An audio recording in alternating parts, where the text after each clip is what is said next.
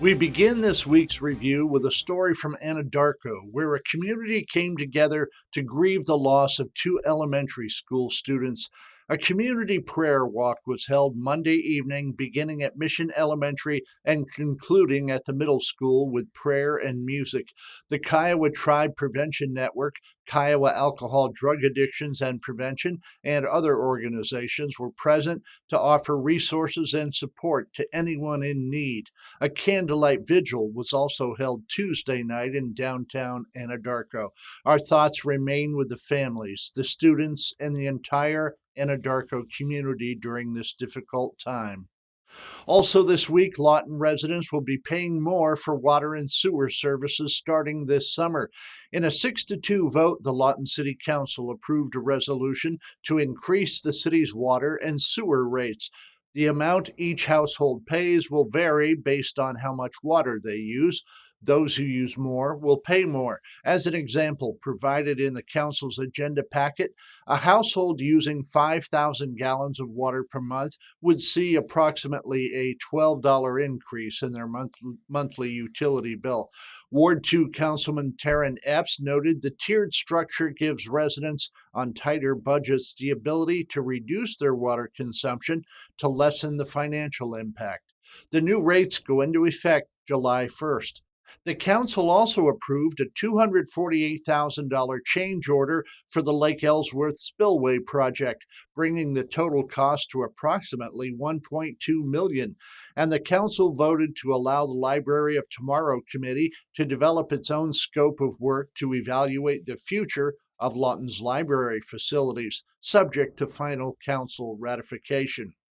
And a public health reminder this week for residents in the Wichita Falls area. A skunk found in the Bonnie Holmes area of Wichita Falls has tested positive for rabies, according to the Texas Department of State Health Services. The skunk was killed by a dog on May 13th and sent for testing. The Wichita Falls, Wichita County Public Health District is reminding residents to avoid contact with wild animals, particularly bats, raccoons, skunks, coyotes, and foxes. Children and pets should be kept inside if a wild animal enters the yard. Anyone who observes an animal acting sick, fearless, or aggressive should contact Wichita Falls Animal Control.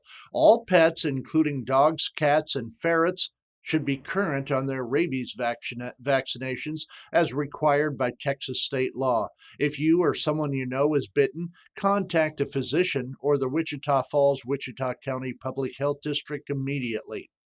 And some outstanding news from the track this week, and it comes out of Cyril, Oklahoma. Seniors Nash Harmon and Mackenzie Rash combined to win 8 gold medals at the 2026 OSSAA State Track Meet. Rash swept the 100 dash, 100 hurdles, 300 hurdles, and the 4x100 relay, winning gold in all 4 events. Harmon took gold in the 4x100, 4x200, 100 meter, and the 200 meter. And Harmon's team didn't just win, they broke the state record in both relay events. They broke the 4x100 record in the preliminaries on Friday, then came back Saturday and broke their own record once again. Head coach Shane McLemore called both athletes a rare breed, saying they're the type of kids you probably won't ever see come through again. Congratulations to Nash, McKenzie, and the entire Cyril program on a remarkable finish to their high school careers.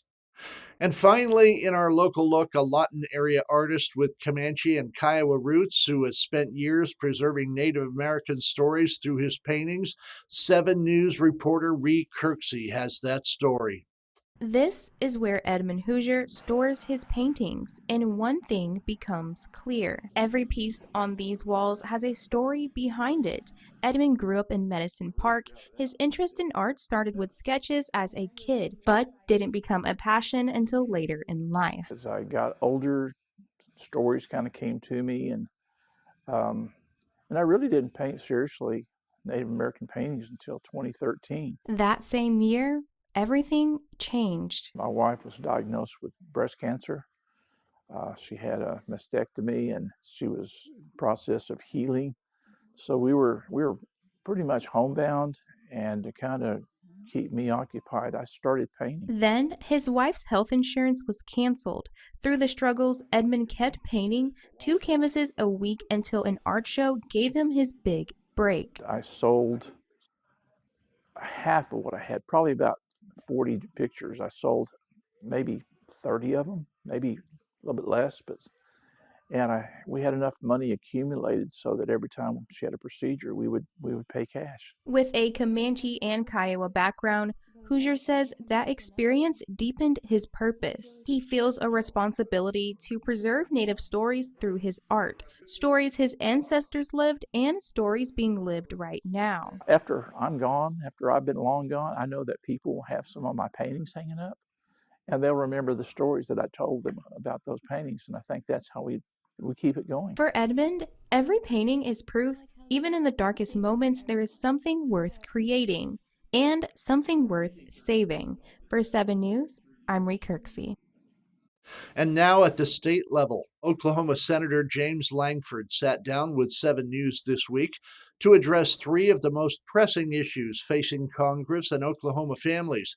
On government shutdowns, Langford discussed the Senate's recent 99-0 vote to advance a resolution that would suspend senator pay during shutdowns. He also spoke about his own Prevent Government Shutdowns Act, legislation that he has championed for years aimed at keeping the federal government funded and functioning. On the Middle East, Langford addressed the ongoing conflict involving Iran and outlined what he believes should be the long-term objective for U.S. policy in the region.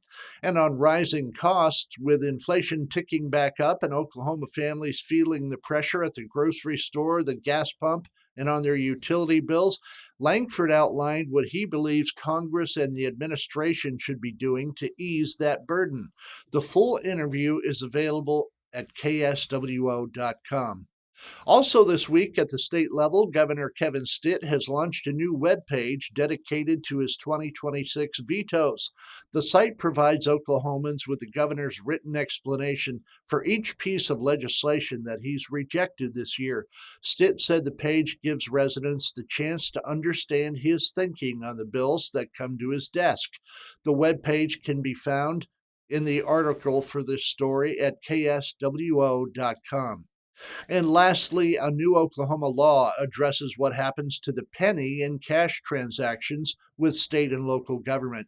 House Bill 3075, called the Common Sense Act, has been signed into law. Under the new rules, cash payments to state agencies and political subdivisions will be rounded off to the nearest nickel. So if you owe $1.02 in cash to a state agency, you'd pay $1.